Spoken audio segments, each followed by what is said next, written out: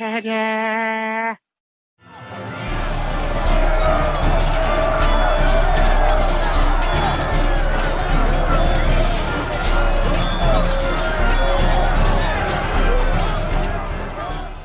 Let us say something briefly about the rules we will be using in this tournament. As our base foundation rule set, we'll be using the Warhammer Fantasy Rulebook, 8th edition. And this will provide us basically the foundation we're going to use for how to make movement, shooting, and combat. There will be no magic in this tournament. Magic is not allowed, so we're going to skip over that. But everything else is going to basically follow the Warhammer Fantasy 8th edition. In addition to that, we will be using the rule books from the various factions. And so these will also be the 8th edition rule books. So all of the rules, special rules for each faction, will be drawing on these. So there's nothing special there. Now, in addition, though, we are going to be playing the Regiment of Renown rule set. And basically, Regiment of Renown was an event pack that Warhammer World released a few years ago, in which they played a tournament based on this set of rules. And there's some interesting variations and things that you need to have here when you're playing these small warband skirmish games. And we can mention a few of them right now. First of all, when you are putting together our force, each of our groups has a maximum of 100 points. So a maximum of 100 points. And what we have said here is we've limited the amount of artillery weapons to 25%. So you can't have more than 25% that shoot. That would just make it too unfair if you just brought all weapons and sat back and just shot arrows the whole time.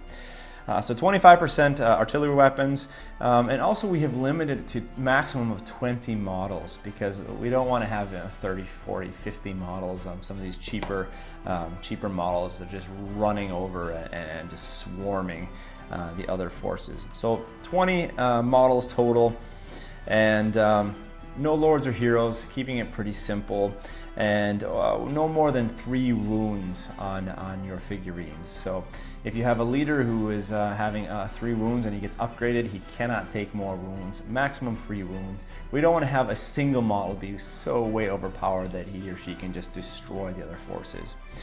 Now, in addition to that, you are also given the option of having 3 dogs of war, as it's called. And these are special models in your unit. Now, what the dogs of war, what's interesting with them is they get each of them gets the option to take along a specific kit.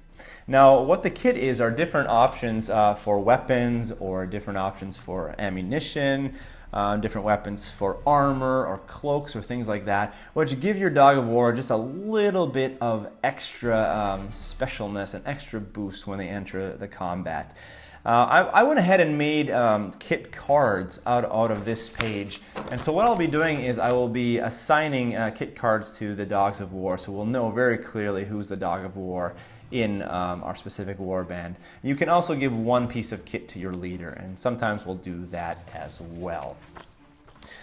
Your leader, of course, gets an extra wound in order to show that your leader is someone special, so the leader will already stick out quite a bit.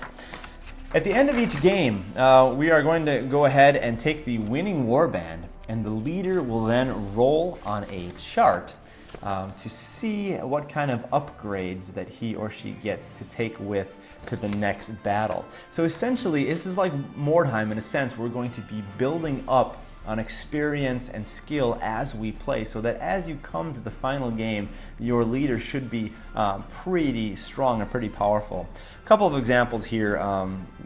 Every time we'll roll a 2d6 and add the number of wounds from the battle, or kills that the leader inflicted. So for example, if you'd roll a 10, lightning reflexes, your leader gains either +1 movement or +1 initiative.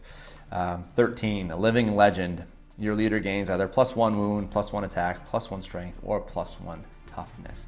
So this will be fun because it'll show a little bit of development and growth as our leaders walk their way through their battles in the Borderlands.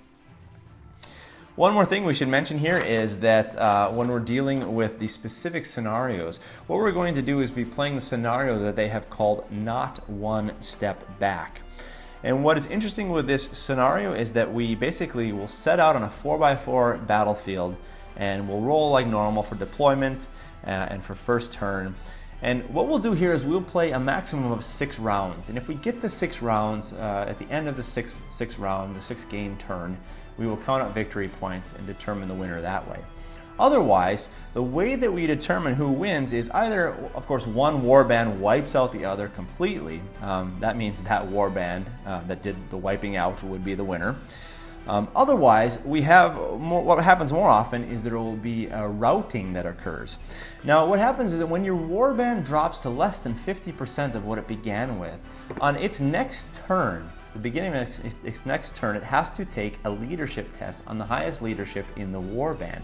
If it fails that leadership test, it then routes and the rest of the warband leave the battlefield, which means that the remaining warband will then be victorious. Here's a couple more special rules that we have in this scenario. Every man for himself. That means that each model is treated as an individual unit. So we'll treat models as units. They're everywhere.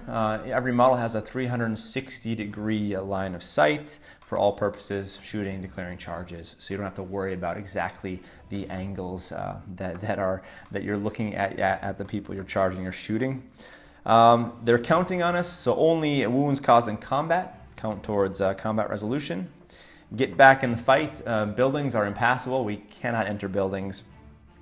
There's no safe haven. All forests are mysterious, so we'll have to roll for those.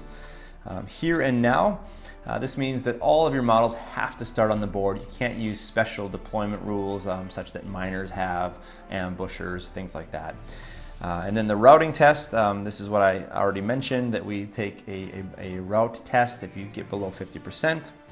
And yeah, that's all that will be relevant for our warbands. So this is kind of like Mordheim in some sense, but it's a little more simplistic, using the simple rules of Regiment of Renown and based upon the 8th edition rulebook and the 8th edition army books.